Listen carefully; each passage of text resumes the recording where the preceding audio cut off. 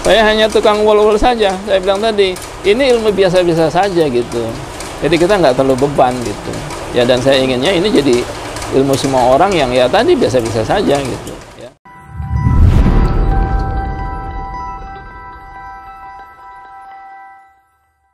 Assalamualaikum warahmatullahi wabarakatuh. Waalaikumsalam. Alhamdulillah, senang sekali kita bertemu lagi di Araihan Podcast. Malam ini senang sekali.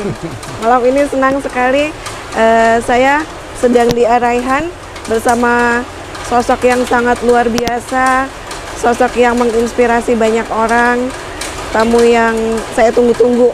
Kita tunggu-tunggu semua dari kemarin-kemarin. Bersama saya ada beliau, Ustadz Abdurrahman. Assalamualaikum Ustadz. Waalaikumsalam. Alhamdulillah sampai di sini kemarin ya Ustadz ya? Ya, kemarin sore pas maghrib ya. Sehat Ustadz? Alhamdulillah, sehat. Kelihatannya segar, mungkin agak lelah ya Ustadz ya perjalanan. Ya, agak lumayan lah, karena kan sebelumnya sudah ada agenda acara juga. Padat agenda ya? Kita mulai dari Tegal ya, lalu ke Selawi, baru ke sini. Oh, keliling Jawa Tengah Ustadz? Ya, Jawa Tengah. Langsung ke sini tanpa jeda? Ada jeda berapa hari? Luar biasa semangatnya Ustadz Abdurrahman. Ustadz, kalau boleh saya tahu, kan saya dengar Ustadz ini dari Bekasi. Ya, betul. Asli Bekasi Ustadz? Saya lahir di Jakarta. Lahir di Jakarta. Tahun Ustadz? 11 Oktober 1968. 68, Ya. berarti usia mendekati 53 tahun. 63. 53. Oh, 53. 53.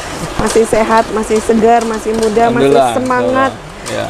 Kelihatan terus penuh antusias untuk menyebarkan topung ini kemana-mana ya Ustadz ya.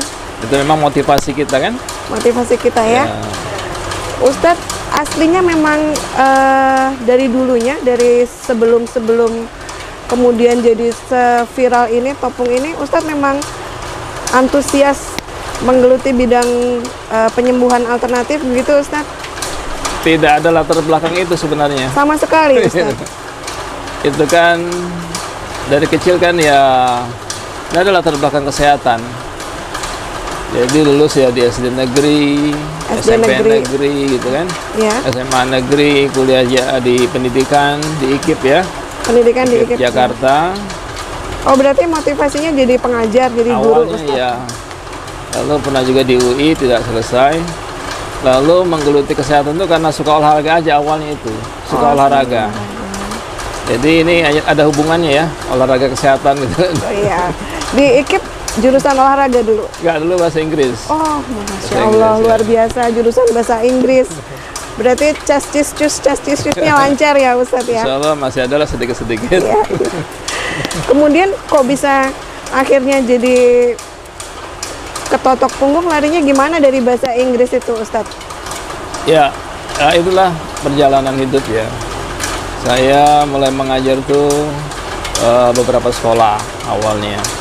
Mulai anak TK, kalau di bahasa Inggris ada itu kelas anak-anak ya, sampai mahasiswa juga bisa mengajar itu. Lalu beralih ke totok punggung. Itu terakhir mengajar di Nurul Fikri ya, kira-kira hampir 10 tahun. Lalu sekolahan yang mahal itu ya Ustaz. Dengar-dengar sekolahan yang mahal banget masuknya. Saya di bahasa Inggrisnya terkadang bantu di bimbingan belajarnya. Lalu beralih profesi. Ya, itu kejadiannya kan di sejarah totok punggung ya. Iya. 2002 kita ada outbound di Cigudeg. Masih aktif Bogor. Mengajar. Sekarang sudah, waktu itu masih. Waktu itu masih aktif mengajar. Dan jadi panitia outbound. Panitia outbound. Ya. Terus kemudian ada kecelakaan kan ya. Pesertanya jatuh itu. Ada yang peserta jatuh, itulah kita bawa ke guru kita untuk diterapi karena sudah tidak bisa gerak dia. Ya, gerak sedikit sakit luar biasa. Di totok punggungnya dalam waktu 1 jam kira-kira dia bisa aktivitas normal lagi, nyebur ke sungai lagi, ikut outbound. Oh, luar itu biasa awalnya. Ya, di situ saya sangat tertarik totok punggung. Maka sejak itu setiap ada tetangga yang sakit, teman yang sakit, diajak berobat ke sana. Memang beliau terapis totok punggung, sudah lama menggeluti totok punggung. Awalnya tidak ada totok punggung. Taunya kan pijat urut saja kan? Beliau aslinya pijat urut Ya, aja. beliau pun bilangnya totok dan diurut ya. Akhirnya kita ganti nama waktu itu pernah totok jari. Totok jari karena kita menggunakan jari kan, ya. Tapi lama-lama pakai alat juga, nah kita rubah jadi totok punggung karena semua di punggung. Walaupun nggak pakai jari kan tetap semua di punggung. Itulah ternyata yang akhirnya justru membawa kepada penemuan-penemuan baru ya, teori-teori baru gitu. Selama ini misalkan tadi terakhir saya ceritakan masalah kejiwaan kan. Iya. Menurut teori kejiwaan ya orang gila sakit jiwa.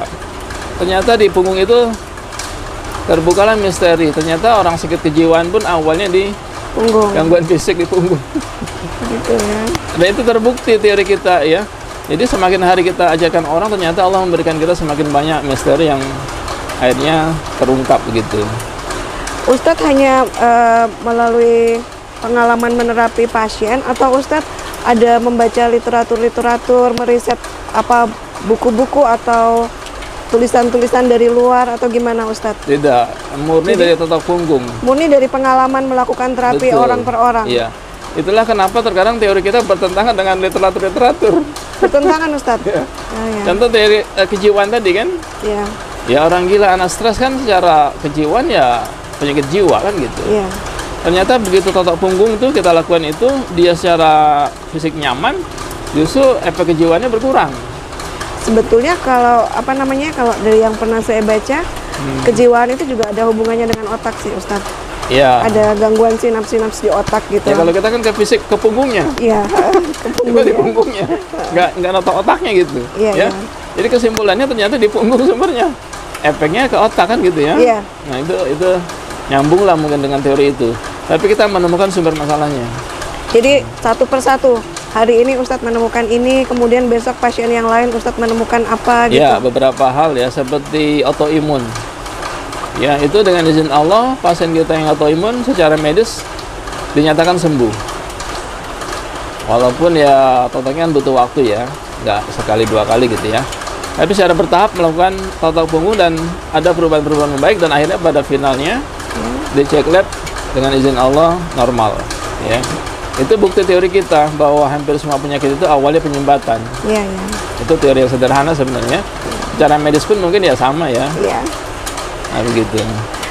Kalau dari pengalaman Ustadz pribadi, ada nggak Ustadz merasakan gangguan atau sakit atau kelainan yang kemudian Ustadz ditotok oleh orang lain sampai sembuh? Begitu ada nggak Ustadz merasakan pengalaman pribadi seperti itu?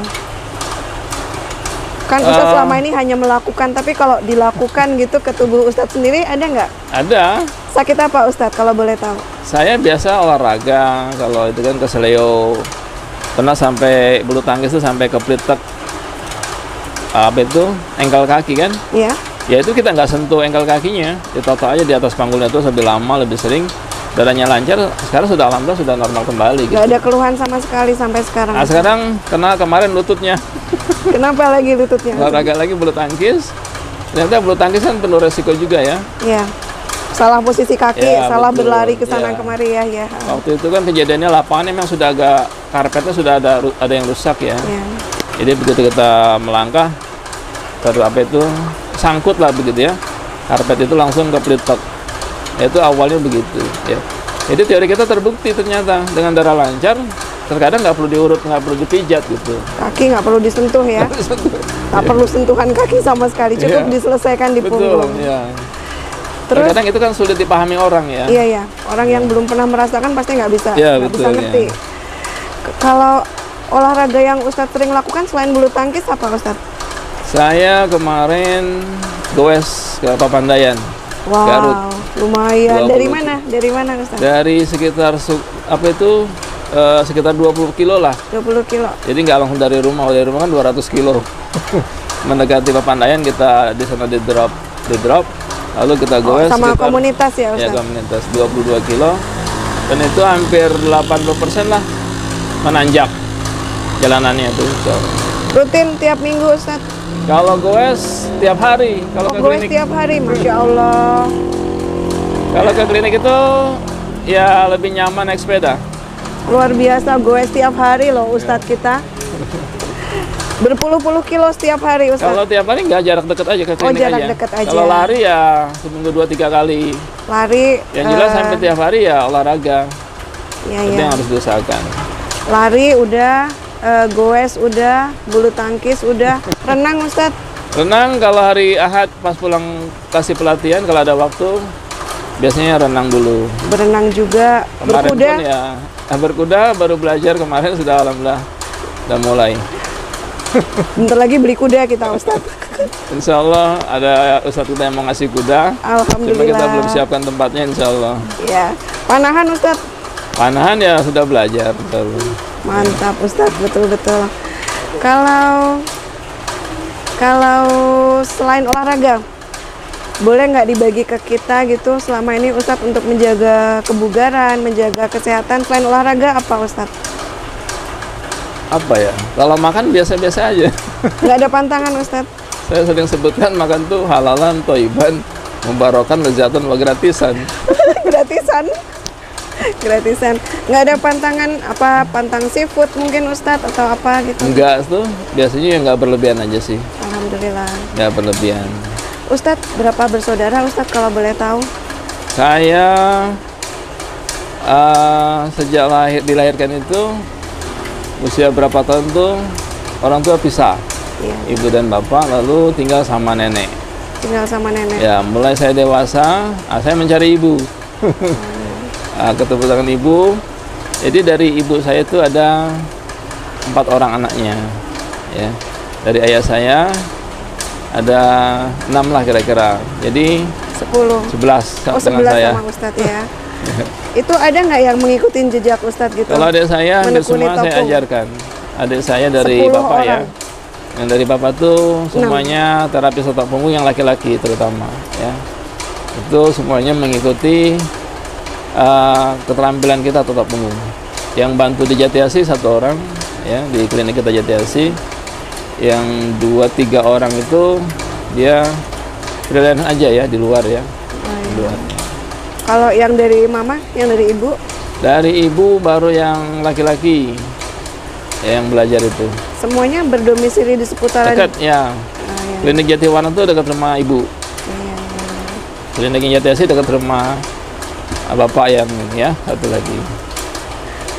Kalau Jadi punya saudara banyak kesana kemari. di seputaran rumah, di seputaran klinik di daerah Jati Asih, hampir seluruh kampung situ mungkin udah pernah diajarin ya Ustadz ya? Kalau di lingkungan tiap bulan 2 kali kita buka pelatihan terbuka buat siapa saja. Sebulan 2 kali? Ya, Ustadz? bulan 2 kali. Langsung dari Ustadz atau? Ya, langsung terkadang Ustadz berganti yang- dengan trainer yang ada ya, Oh, ada. bergantian. Saya mungkin 1 hari, 1 hari lagi trainer lain gitu.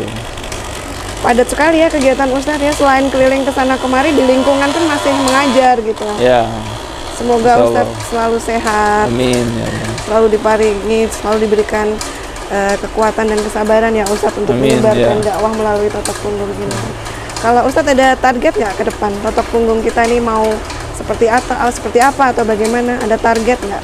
Ya sesuai dengan niat dan apa itu misi kita. Salah satunya kan menumbangkan dominasi Yahudi di bidang obat kimia dan medis ya. Iya. Itu Masya Allah sekarang sudah mulai terlihat. Ya artinya apa? Dengan kita ajarkan di kalangan apa itu dari puskesmas gitu ya. Mereka nggak lagi konsumsi obat kimia. Secara alami itu penggunaan obat kimia menurun. Target berikutnya kita berharap sih totok punggung menjadi ilmu yang biasa-biasa saja gitu ya. Maksudnya Ustadz biasa-biasa Ya. saja? Artinya semua orang bisa gitu. Oh iya iya. Kalau Padahal kita luar kan- biasa loh, semua penyakit bisa disembuhkan dengan totok punggung. Ya. Tapi Ustadz bilang ilmu yang biasa-biasa saja. Maunya begitu. Ya artinya kalau perlu ya Bukan ya, eksklusif maksudnya betul ya. Bukan ya. eksklusif. Setiap orang tuh bisa begitu. Kalangan menengah ke bawah pun, kalangan menengah atas ya artinya Nggak perlu kartu BPJS ya Ustadz. ya itu yang kita harapkan ya. Jadi ilmu ini diaplikasikan, diterapkan oleh semua orang. Jadi ilmu biasa gitu ya. Ilmu yang tidak istimewa hingga secara alami orang semua bisa ya. Itu target kita. Makanya setiap setiap minggu alhamdulillah sekarang sudah kita trainer hampir 400 orang ya. Maka nanti di NTB itu TFT ke-7 dengan itu kita harapkan trainer kita bisa 400-an lah kira-kira begitu. Amin, amin, amin. Insya Allah. Saya baca di sudut itu Ustadz. Saya baca di sudut itu punggung kita ibarat sapu, harus disapu setiap hari. Lantai ya. Ya. Punggung kita ibarat lantai yang harus disapu setiap hari. Dapat dari mana Ustadz kalimat itu? Bikin sendiri. Iya, itu bikin sendiri. Bikin sendiri. Karena kita lihat itu punggung ditotok itu kan banyak tumpukan-tumpukan lemak ya, toksin-toksin ya. Jadi ya itu seperti lantai nggak pernah disapu puluhan tahun kan gitu. Ya. Maka dengan totok punggung dia diurai ya seperti lantai yang disapu. Jadi nggak ada ketentuan harus berapa kali sehari. Ya. Jadi filosofi totok punggung itu sederhana sekali. Semakin sering semakin bagus. Semakin sering semakin bagus ya, Ustaz. Semakin lama semakin capek yang notok lah. Tapi untuk pasien kan semakin bermanfaat ya. Karena debu yang tebal tadi kan kalau semakin sering semakin lama disapu, maka otomatis semakin cepat bersih. Itulah apa itu perumpamaan tubuh kita begitu ya. Toksin disimpan semua di punggung, maka semuanya pun diurai di situ. Maka secara alami totok punggung tadi menuntaskan semua masalah. Nah, yang terbaru itu kan yang di Lombok itu ya. Ternyata dengan totok punggung tulangnya pun nyambung secara alami, nggak perlu ditarik begitu ya. Itulah kebesaran Allah. Ternyata tadi masalah-masalah yang kita anggap susah gitu kan dengan mana mungkin dengan totok punggung ternyata terjadi gitu di luar nalar kita. Ya, di luar nalar saya pun kita. Sebelumnya nggak sampai sekesana kan. Kok bisa ditotok tuh pelan-pelan dia nyambung sendiri. Inilah yang saya bilang. Dan tidak ada keluhan lebih lanjut ya Ustaz? Ya betul, karena alami dia, nggak dipaksa. Karena kan banyak yang dibawa ke apa namanya? Dukun patah tulang. Dukun-dukun patah tulang itu kemudian 5 tahun kemudian, 7 tahun kemudian mengalami peradangan apa namanya? Tulang atau sendi kayak gitu. Bernanah sampai akhirnya harus diamputasi kayak karena gitu. Sambungan yang salah kan. Sambungannya muncul salah. Jaringan yang baru ya. Ya. Itu yang terjadi kemarin nggak ada seperti itu ya, nggak ada keluhan seperti itu ya? Nggak, alhamdulillah bagus. Alami berarti penyembuhan alami. Betul. Ya. Jadi nyambungnya tuh betul-betul rapi, kan tidak dipaksa ya. Itu keunggulan totok punggung. Ya, dia membuka misteri-misteri yang selama ini tadi saya bilang itu bertentangan dengan apa? Terkadang bertentangan dengan nalar-nalar yang ada selama ini gitu. Dan jadi orang terkadang nggak percaya gitu. Mana bisa kan gitu ya. Ternyata dengan izin Allah terbukti. Ustadz, saya ini kan newbie, orang baru belajaran topung nih Ustadz. Saya mau nanya, kenapa sih pakai jari telunjuk yang ditindihkan dengan jari tengah gitu? Bukannya kalau logika umum jempol lebih kuat Ustadz? Iya, ini kan untuk menghancurkan pelemakan pakai jempol. Menghancurkan pelemakan pakai jempol. Tapi untuk mengurainya lebih sering lagi kan pakai telunjuk dan ditekan jari tengah. Ya. Ini juga membantu mengurai juga. Jadi variasinya enggak masalah pakai jempol. Dulu Ustadz pertama kali menemukan ini Ustadz mencoba semua jari. Iya. Semua jari. Kita praktekkan jempol dia lebih lebar, terkadang dia enggak sampai mengenai titik yang paling dalam. Itu. Pakai siku pun mungkin kita lakukan juga. Siku juga lebih lebar lagi, lebih parah lagi. Nggak mungkin dia sampai lebih lebih dalam lagi. Memang nampaknya pakai siku lebih bertenaga kan? Nampaknya begitu. Tapi efeknya nggak lebih bagus dari pakai ini ternyata. Oh gitu. Jadi sebetulnya yang diperlukan bukan tenaganya ya Ustaz? Ya, keakurasi titiknya. Akurasi titiknya dan mungkin apa namanya?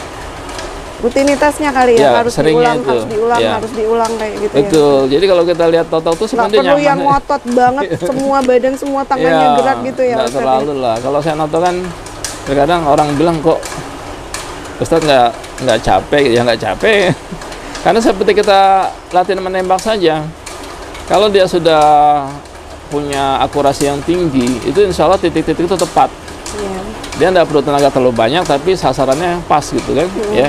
Jadi dengan totok punggung ini kalau dia sudah sangat paham dengan titiknya, dia nggak perlu tenaga banyak gitu. Banyak tenaga banyak. Ya betul. Banyak orang dia bilang harus tenaga tinggi kan, dia pakai sikunya itu, dia berkeringat, tapi titiknya nggak ada yang kena. Kalau yang pakai alat itu bukannya untuk memberikan tenaga lebih ke titik itu Ustaz? Alat itu hanya untuk meratakan saja. Meratakan aja. Menggerus kan, untuk meratakan. Sudah lentur dia ditotok kan lebih ringan. Tapi mencari titik-titik itulah yang paling penting di totok punggung. Ya. Terkadang orang bilang, wah itu kurang keras kalau hanya gini saja harus pakai siku. pakai siku memang keras, tapi siku ini nggak bisa sampai titik yang paling dalam. Ya, pakai jempol juga sama ya, jempol juga bisa dia kan agak lebar, nggak juga sampai titik yang paling dalam. Terkadang inilah yang paling dalam tuh kita tekan, dia lebih kecil kan, bisa sampai dalam itu kita tekan, tapi dibantu dengan digetarkan itu untuk lebih mengurai. Ya, jadi kalau dia sudah ahli di totok punggung, sebenarnya dia nggak terlalu capek. Oh gitu, Ya. nggak perlu tenaga banget. Betul, pertama kendorkan aja dengan general treatment kan, Iya. bisa pakai alat gitu kan, atau pakai tangan gini aja tuh, merata kan semua kan, atau pakai alat tadi digerus gitu kan, pakai alat lagi, pakai alat baru cari titik-titiknya. Terakhir general treatment lagi untuk diratakan, dikendorkan, jadi pasien lebih nyaman. Saya sering juga kasih pasien ke terapis lain kan, kalau dia tinggal di tempat yang jauh, Iya. pasien itulah yang menilai kita. Beda Ustadz katanya, beda di mana? Tidak ada fokusnya. Itulah berarti tembakannya tadi pelurunya dan yang kena. Jadi begitu dia totok pasiennya itu, pasien kita dia totok, pasien merasakan yang selama ini tuh pas titiknya semua. Ditotok sama terapis lain, dia merasa titiknya tidak kena gitu. Ya. Padahal itu sekelas trainer kita. Artinya iya. apa? Trainer pun masih perlu diasah lagi gitu. Jadi upgrade ya. Ya, perlulah ditingkatkan lagi sensitivitasnya. Jadi saya noto 10 orang sehari kan memang ya kan lama ya, 40 menit kan kira-kira kan sampai 1 jam. Rata-rata ya biasa-biasa aja gitu. Nggak terlalu buang tenaga gitu. Maksimal berapa orang Ustadz sehari? Rata-rata 10 orang kalau 10 maksimal orang. itu. Karena waktu kan Waktu. jam 8 sampai jam 4 atau sampai jam 5 lah. Ustadz, putra berapa Ustadz?